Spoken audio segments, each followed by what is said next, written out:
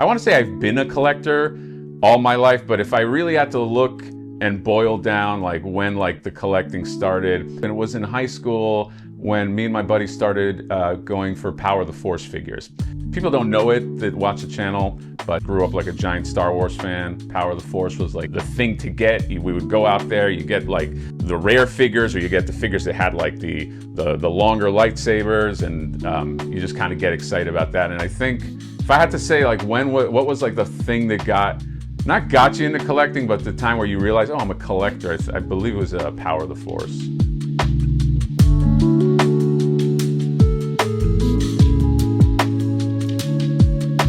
My name is Near. I go by Mad Hatter, and I am a YouTuber. I collect Ninja Turtles. I collect Masters of the Universe. I collect Street Fighter. I'm all over the place, but I am indeed a toy collector and a grown man.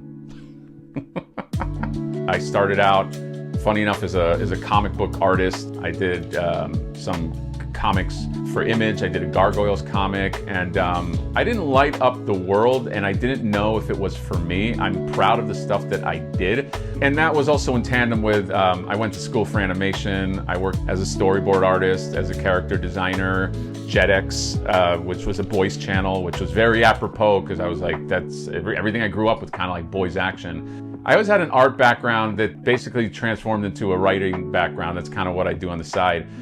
My criteria for collecting, I feel like I've broken it down to 3 elements: sculpt, paint, articulation. Not that I broke it down, I mean, that's a pretty common thing, but if they have 2 of those, I'll usually be fine. Like, if they have the trifecta, then it's great. I tend to be all over the place. I know there's some people that are like, you know, well, I only collect Ninja Turtles, or I only collect Masters of the Universe. I've collected figures from lines that I might not even know about or not know much about, just because aesthetically they're so pleasing. So it really just has to be something, it's not shocking to say, but it just has to grab me. The Jada Street Fighter line is a great example of like keeping the integrity of the sculpt, and obviously the paint is real nice on most of them, but it can do everything. I keep thinking of that Fei Long figure they did, which the sculpt on it was great, the paint on it was great, it looked like him. Articulation wise, it could just do everything. There are more examples that I'm probably not remembering, but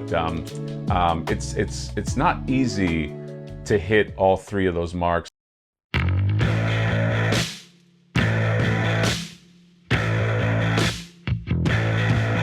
My family thinks I'm crazy, but in a good way. They give me a lot of wiggle room because I've always been into art. I've always been kind of like artistic, and to them that translates as a little weird.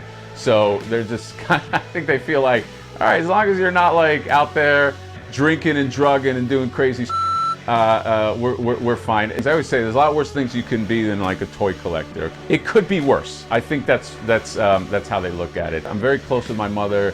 Since the channel though, her perspective has morphed a little bit, because she's like, okay, if you got this channel, you know, you might be making people happy, you might be monetizing it, then it's okay. My mother is she's very about numbers, but she has since backed off a little bit, but I do blame her because she's also fed into my addiction growing up by buying me toys. So I blame my mom. In terms of my friends, most of my friends collect toys too.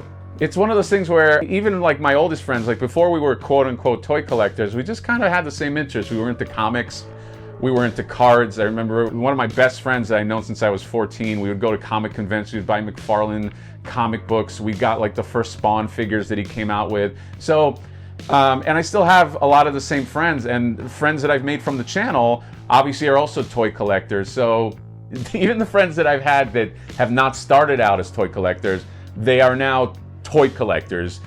Call it some kind of influence, call it they become exposed to things that are part of their childhood, and they look at it and they go, oh my God, I remember Guile, I remember Casey Jones, I didn't know that these things existed, that's awesome, and they get into it as well. So there are not a lot of forces in my life that are sort of like anti-toy. In terms of my spouse, probably the most important person in my life, not probably, well, my spouse and my little toddler, she, funny enough, collects too. She's big into Lego, even when I met her. So if you're into Lego, you're kind of a collector too. She loves a lot of this stuff. I think she understands that there is an invisible line where it's like, please don't cross over this line where this starts to quote unquote infect the house and we live in a toy store. So I think that's kind of like the unspoken agreement we have. As long as this stays contained, I have not had a lot of opposition in terms of like the things that I do, and it just worked out that way where the people that are in my life, many of them share the same interests to varying degrees. Space is the greatest enemy of any collector. Not just the physical space of like where do these things go, but like deciding where things go.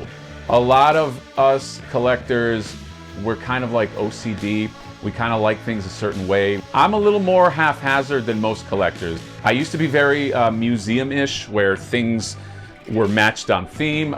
Since the channel, I've kind of let that go. I have my stuff pretty much all over the place because I'm also making like skits and things like that. So I have no problem putting things away, but like, I think it can drive you a little nuts. I know collectors that rotate their collection, their space, I mean like every month, okay? I know a guy every month he changes things up. So it could be a little maddening, but it could also fill some kind of void. But to me, that's one of the big things. And also the physical space of like the things I want versus the space I have. A lot of collectors don't really live in the now, they live in the what could be. So they go, well, you know, one day when I get the gigantic mansion with the hangar in the back, I need to put that cat's lair somewhere. Price and space is always a big deal. Every week, there's something I want to buy, and it's something that's expensive, okay? I just really have to make choices, especially, I don't know if you know, but like, children have to eat. I have to be a good responsible parent. There's always that. In terms of like where I buy things, I still love the hunt. I love going into a Target, not as much a Walmart because of where we're at right now. I do most of my shopping online, okay? You go to your Amazons, you go to your retailers, you go to your retailer toy stalker, and obviously you use code HouseHatter. That's something that if you know the channel, you know what that's about. But if you don't know the channel, go to Toy Stalker and use code HouseHatter. So yeah. Now, if you're like a Super 7 like loyalist that can't hear any negative stuff, this is your countdown to leave. I've finally done it, everybody. I've found the worst action figure that I've ever seen. Even if you take out the waist thing, the posability on this thing, I can't even pose it. How much cheesecake is too much cheesecake? For some reason, for like, you know, the normies that don't collect toys, they think the toy collectors are that fucking dope from the 40-year-old virgin or whatever, or fucking idiot from Big Bang Theory, which is, by the way, speaking of writing, a poorly written show. Quick picks, Hatter reviews. So, you know, sometimes I don't make the best financial decisions. Sometimes in life, you meet people or on the internet, and it becomes very clear that they are practically begging you for a beating. Welcome to Flipper Frank Reviews, okay? That's why I gotta say, personalities aside, these guys, they, I don't think they give toy collectors a good name, okay? I don't know what my YouTube channel is about. Not really. I'll come back to that. I do know what is factual. It got started in February of 2020. So it's like a COVID baby channel. But funny enough, I wanted to do a channel before that. I want to start a toy channel where it just feels like you're like hanging out with your buddies. Less structure, not as much caring about like production value, which anybody that watches the channel will tell you that's not our specialty, but more like realistic take on the ups and downs of the toy industry, because I've been in it for a while. I've been in those lines at Comic-Con where you get there and you can't even get in the fucking line, or this is sold out, or it's like all the foibles of toy collecting. You go into Target, you see a guy walk out with like 60, you know, Master of the Universe figures, and you wanted one of them. So I was just like, there's a lot to this game, there's a lot to this hobby, and there's a lot that I want to talk about. And so I started with like Funko videos because I was like, yeah, you know what? At the time I really liked them. It could be a 5-minute video, there's not that much to tell. And I just kind of wanted to get used to how does that feel? How does it feel to make a video? I came from like the film world, I went to film school, and I was like, you know, if you're from there, or even if you do PA work or whatever, it takes a year to just get anything out there for people to see. But there is this like almost instant gratification when you do like YouTube. It's like, okay, I can film a video this morning and I can get it out to the world that afternoon.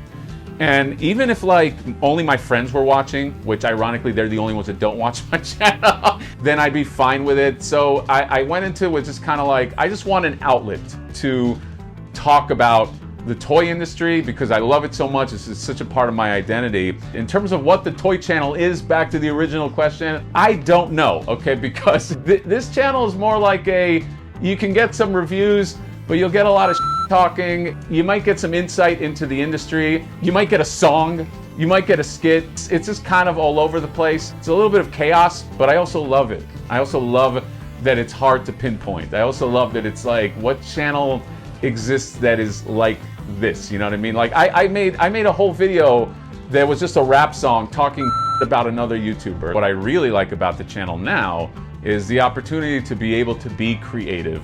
When I was first starting out, I didn't think that it could lead to where it got to, because I was like one of those artists that I would take like my portfolio to Comic-Con and I just wanted to be seen, and like every time I got some kind of gig I was like, oh my God, thank God.